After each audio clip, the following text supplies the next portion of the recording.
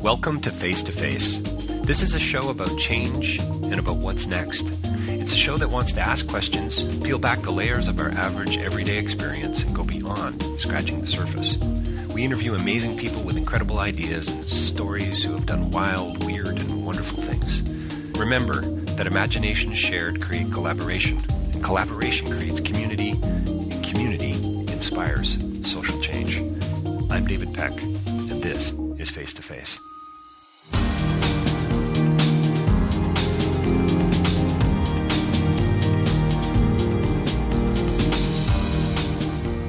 So I can't even begin to tell you how much of a treat it was for me to be a part of this next interview about Terence Malik's new film, A Hidden Life, that, well, it premiered in Canada. How's that?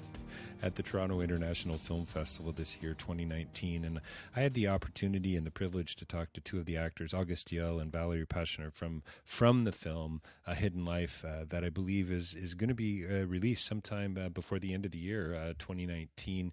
Let me just read this to you from this. This is thanks to Brad Dean at the Toronto International Film Festival. Quote, a searing exploration of the consequences of upholding one's convictions in a time of terrifying upheaval. This latest work from Terence Malik mines the themes of spirituality and engagement with the natural world that have permeated so much of the American auteur's late period Renaissance. Set in Austria during the rise of the Third Reich, A Hidden Life relays a little-known true story of quiet heroism, close quote. That's really the film in a nutshell. It's stunning to look at. The performances of Valerie and of August are just astounding. And it is beautiful. It is compelling, and it is for me. I was in right from the get go, and we get into we talk a little bit about truth and about justice and about making an oath, not only to, I suppose, one's country, but to oneself, to one's family. This is a beautiful, beautiful love story, and there are so many implications and of that relationship that we see between this husband and wife and the family, and of course, how can we not talk about on some levels? How can we not talk about the problem of evil and how so many people were so complicit, and yet this man, Franz, said no. He stood up and stepped into this. I mean, a crazy situation, and his conscience clearly wouldn't let him do otherwise. And so we get to see this coming out in a variety of different ways. And here what we get to see finally is the implications of this hidden life. And it becomes a challenge for us as well, and an affirmation. I mean, what are we doing, behind the scenes, and how are we behaving, and how do we step in? Kierkegaard again, you've heard me say it before, you live your life moving forward, you understand it only when you start to look back. So you're going to want to see the film. It's going to hit theaters sometime in December. Hidden Life. We've got this wonderful conversation coming up with August and Valerie, so stay tuned. Don't forget davidpecklive.com for more information about my writing and my speaking. You can purchase a copy of Real Change is Incremental there. And facetofacelive.ca for many more interviews. We're going to cross over 500 published interviews sometime in early 2020. You can advertise with us. Banner ads on the website, newsletters. By the way, don't forget to sign up for that newsletter. You can also advertise within the podcasts themselves. So please do reach out to us if you're interested. And if you aren't interested in any of that but would like to support the work we do, I would love it if you could reach out to head over to patreon.com. You can support us $5 a month, $1 a month, $10 a month. We have a few supporters. We sure would appreciate it. A little help goes a long way. And if you can't do that, totally understand. Could you leave us a review on iTunes? That would be marvelous and would be really helpful as we continue to grow this thing called Face to Face. Spread the word. Sign up for the newsletter. Post us on Twitter. Post us on Facebook. And don't forget rabble.ca. I also appear there. Face to Face is there on their platform. News for the rest of us, bloggers and podcasters and thinkers and writers rolling up their sleeves and telling it like it is. So check them out, rabble.ca. And don't touch that dial. Coming right up, A Hidden Life with Valerie Pachner and Diehl. What a treat this was for me. Welcome to Face to Face. We're joined by two very special guests here with us today to talk about their new film, Terence Malik's new film, and their new film, A Hidden Life. And we were just, before we hit the record button, talking about the standing ovation at the film. August Diehl and Valerie Pachner here with us today to chat about the film and some of its implications on Face to Face. Thanks for joining me, to you both. Thank you. Thank you. And congratulations. Am I allowed to say that you guys better win some awards is for your performances? Is that all right? You can say whatever. I can say whatever, yeah. It's I know some probably actors, directors would say that's going to jinx us, potentially, right? No, we don't really, we don't think about this at all. And I so always try to divide this. There's first the work, the real work, and right. then there is the circus. Yeah. It's both nice, but two different things. And it's not something that you would. I feel like the work itself was already such a huge gift to us that we don't really, So let's go down that road because we have a limited amount of time, and I want to dive in deep. And again, congratulations on a beautiful and unsettling and thoughtful film. And again, the love story it's heartbreaking, actually. And touching, and reminds me why it's important to hug my children and to say I love you to the people who are close to me, and I don't want to understate that. Valerie, you talked about yesterday in the Q&A about the freedom and about being on a playground and the space and the collaborative nature, and August about how you woke up and the camera was on you. Can you guys just talk a tiny bit about some of that environment? Like the other thing that really struck me was, I think August, you said we lived it, and it really comes through. Yeah, that is not only because of us. Actually, it's about this is the style that Terence has, and also his character or his personality is something very, very open and humble and curious, and he invited us to explore this movie with him together.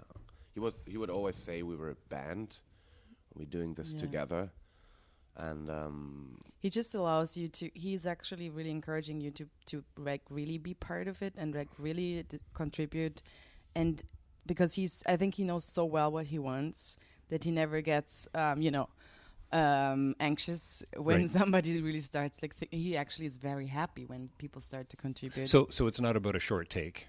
There's this is about also getting. That's what I was about to say is actually that we didn't have a chance to have a feeling like on a normal set. There were never a break. We were always on the whole day from the morning till the evening, and so at the beginning it's very, very stressful maybe or exhausting, but after a while you get so much used to this because you just forget the camera and you just live everything. Like the first thing we did every morning was present. labor. You're present. But we had also many things to do.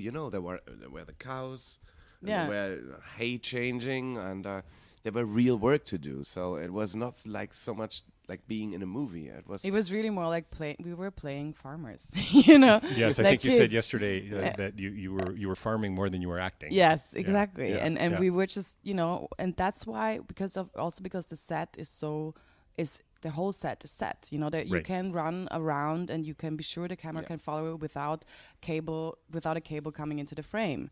And so you could really just be there. And that I felt that was so wonderful and liberating of really just diving into the world.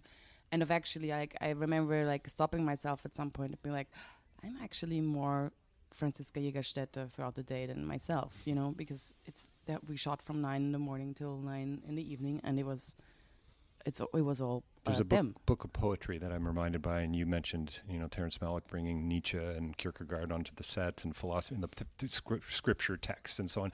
But there's a book, a beautiful book written by a Canadian poet called "Living in the World as If It Were Home," and that's kind of what you guys were doing while you weren't you were there, you were present. Isn't that part? The playground, Valerie. Yeah. I mean, that scene where you guys are playing as a family with your kids is worth the price of admission, right? Just the presence of that and the wonder, right? And I think that's what makes the violence of the film, the injustice of the film, that much more difficult and complicated. Yeah. I haven't thought about this. It's actually the paradise at the beginning. It's a paradise. That is being disturbed. So beautiful, the misty mountains, and you sort of begin with the mountains and you end with the mountains, saying, "Yeah, I'll see you there." So how do you prepare for something like this? I mean, you talked about some books. You talk about getting on set and baling the hay and attending to the cows. I think the first thing that we both had, and it's actually also the base for the whole movie and the story, are these letters between the real Franz Jägerstätter and Franziska Jägerstätter. Those give so much information already about the love they have, the simplicity of their love also, and of their faith. Yeah. Because they were farmers, they were not intellectuals, so you can really feel that. Sure. Because that was very important to us, to really be like, okay, we are farmers, we're not intellectuals talking about that in the kitchen, It was more like, and this was the other thing, that it was clear we will be working. And that was apart from the letters, where there's already, you feel a lot about the world, also of the work life, was then really getting prepared to get this into your physics, of really knowing how to use a scythe and really so that it looks natural. And basically really becoming, through that, you become sort of grounded too, because you don't really think about it anymore and you're just there. And I feel like it was so important for the characters to feel very much connected with nature and to feel very grounded. And it almost makes you grounded too, in a way, like 6 weeks in the mountains doing farm work was actually was good for you guys. It was good for us. Lost a little weight. It was also in terms tone. of what you think in the morning. We were sitting in the car driving on set and not thinking about a scene 112B or something or and this thing. It was just really more like, I have to change this hay over there and I have to this work is not done and we have to do this. Sometimes it was really like this. Also, we shot on many different farms. So on every farm, there was different work to do. I remember, like, on one farm, it was the scything, and the other farm was just the kitchen. Just a cow. There was one with the cow. Yeah. So I love the intentionality behind that. The purpose of just letting you guys live and live your lives as this family as you work through this incredibly serious issue. August, I wonder if you've reflected on, because I walked out of the theater and I for one of the first questions I had was, did Franz do the right thing? I mean, this is a huge question. I get it, right? Yeah. It's such a big question, right? So that scene at the end before the execution and the separation, the cruelty of that, and the horror of that. It's so still resonating. Anyway, I'd love for you to chat about that a bit. This is a crazy topic, because this is something that I was asking myself too. It's very easy to say, yes, he did.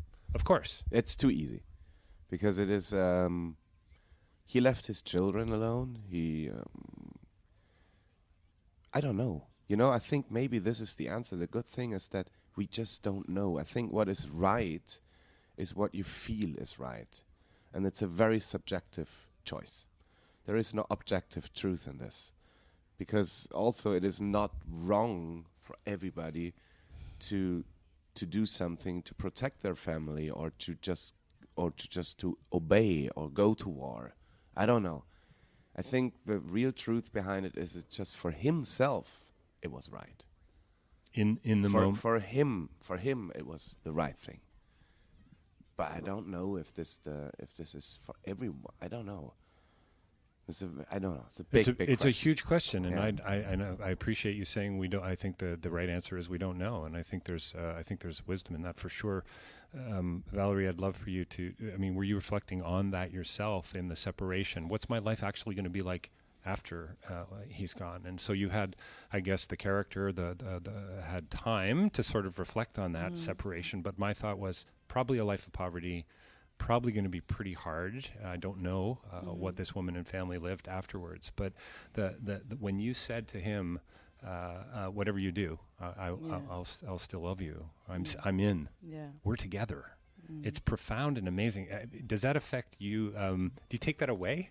You mentioned, I think yesterday, that the experience was still kind of having an effect on you, which I think is really interesting and marvelous. Yes. I do feel that, trying to get, as an actress, trying to get close to a certain position or situation that somebody takes on always affects you in the sense of like you really try to understand and you really try to like get in there.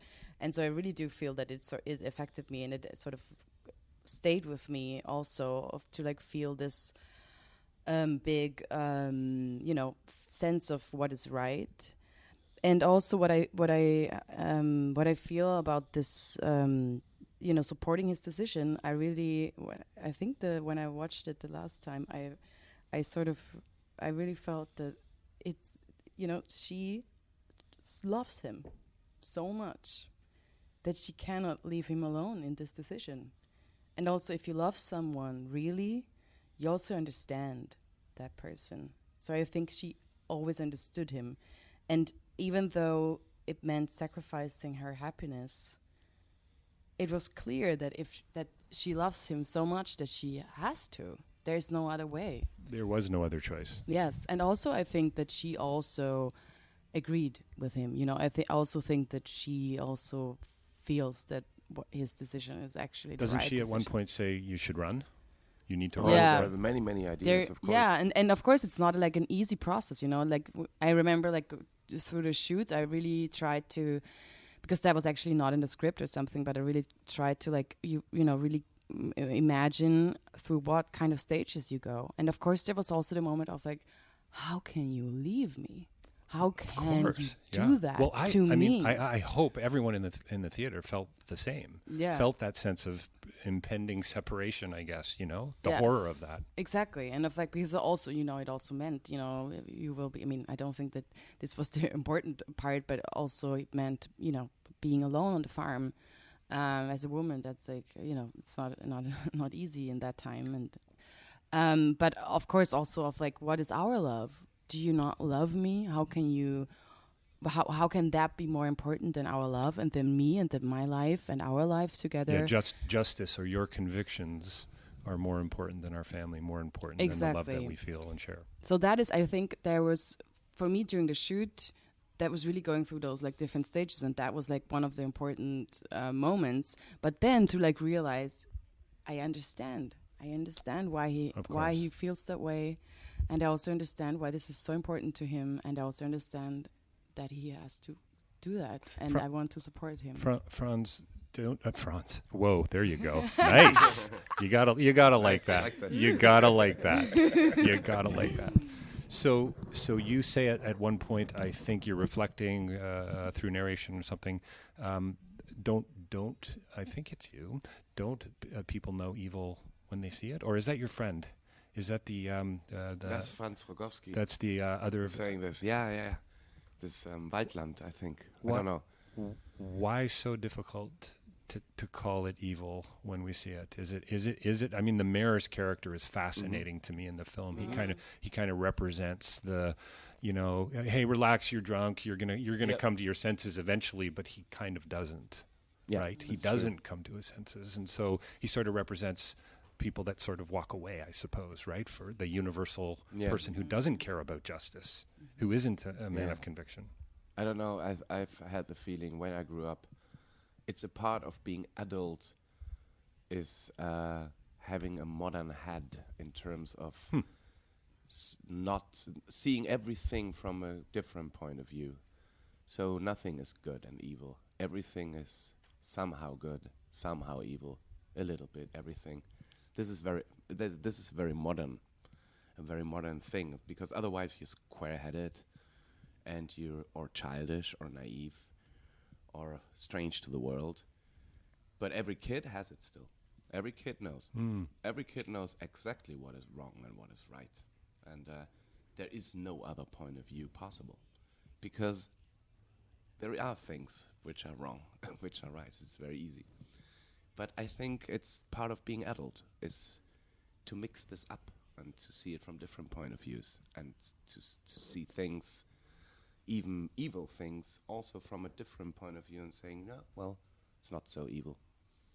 I think this is It's more complicated. It's as an adult, there's something I thought about wonder when you were talking about the kids, and the play, and back to the playground, the set that you were on, just thinking a little bit about that. And I think you're right.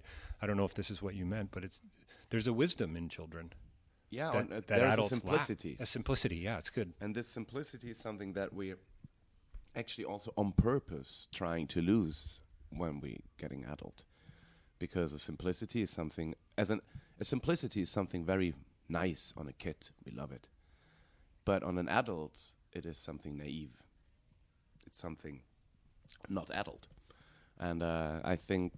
Because you've got to get on with the business of life, yeah, right? it's like this. And I think the decision of Franz Jägerstätter or our story is about sticking with simplicity and with the silence in us. And with a very simple feeling of what is right and what is wrong, and not being part of this, like trying to be really like staying yourself. And I think this is I think also that this whole decision of Franz Jägerstätter is not something that he had all of a sudden and then he stick to this. It is a very slow process. It's first a feeling, and then it becomes a decision. And then he's sticking to this. And Terence was very keen on this fact, actually, that Franz never knows. That he's always doubting also. Well, even as he goes to the army, I guess after being conscripted, for me, I wasn't quite sure where you were going. I wasn't quite sure where Franz was going. I didn't know the full story going in.